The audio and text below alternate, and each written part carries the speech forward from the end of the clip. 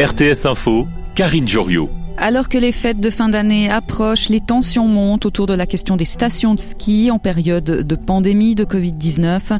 La Fédération internationale des associations nationales d'exploitants de remontées mécaniques voit dans les opérateurs des boucs émissaires et demande au gouvernement un débat objectif. Selon le président de la FIANEL, les discussions se font au détriment de tous. C'est en effet la cacophonie en Europe. En Allemagne et en France, par exemple, les remontées seront fermées durant les vacances de Noël. Ça ne sera pas le cas en Suisse, en Autriche ou en Finlande, par exemple. Chypre a annoncé aujourd'hui l'extension d'un couvre-feu nocturne sur tout le territoire. Il entrera en vigueur le 30 novembre et jusqu'au 13 décembre de 21h à 5h du matin sur les 2 tiers sud de l'île. Les restaurants et les bars devront fermer à 19h. Les commerces resteront toutefois ouverts avant les fêtes de fin d'année. Et le Pays de Galles également durcit ses restrictions. Elles visent principalement les bars et les restaurants. En Suisse, la situation s'améliore mais reste fragile selon l'OFSP. Pour la chef de la section contrôle de l'infection, Virginie Masseret, il faut discuter avec les membres de la famille de la façon dont on veut organiser les fêtes. Elle préconise également des alternatives comme se réunir à l'extérieur ou en cercle restreint. Autre conseil, s'organiser dès à présent pour ses achats de Noël afin d'éviter au maximum les moments de grande affluence dans les magasins. Les Suisses qui se montrent par ailleurs de plus en plus sceptiques vis-à-vis du vaccin contre le Covid. Selon une dernière étude commandée par l'OFSP, il ne serait que 49% à vouloir se faire vacciner, une proportion qui était de 60% au printemps dernier. Le bruit nocturne des avions peut mener à la mort par arrêt cardiaque. C'est ce que révèle une étude de l'Institut suisse TPH.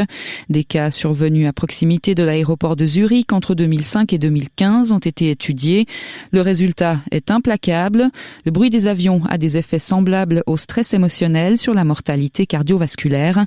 L'étude révèle que le bruit aigu des avions peut entraîner la mort en l'espace de 2 heures par arrêt cardiaque. Sur 25 000 décès par arrêt cardiaque survenus à proximité de l'aéroport, 800 sont directement liés au bruit des avions.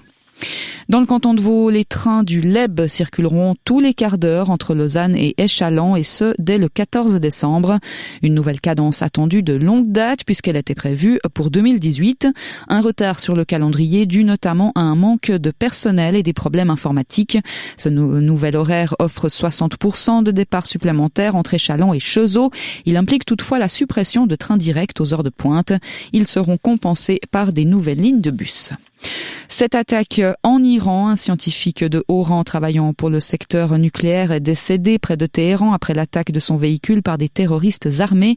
La victime était le chef du département recherche et innovation du ministère de la Défense.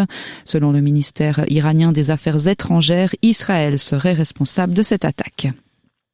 Un mot de football, le Lausanne Sport arrive à la Tuilière en étant le meilleur club roman de Super League. Il recevra Young Boys ce dimanche à huis clos, rencontre prévue à 16h.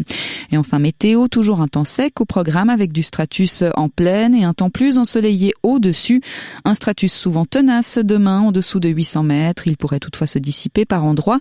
Cette nuit et demain matin, comptez entre -3 et 3 degrés, entre 6 et 9 au meilleur de la journée et la bise qui va se lever sur le plateau. Espace 2,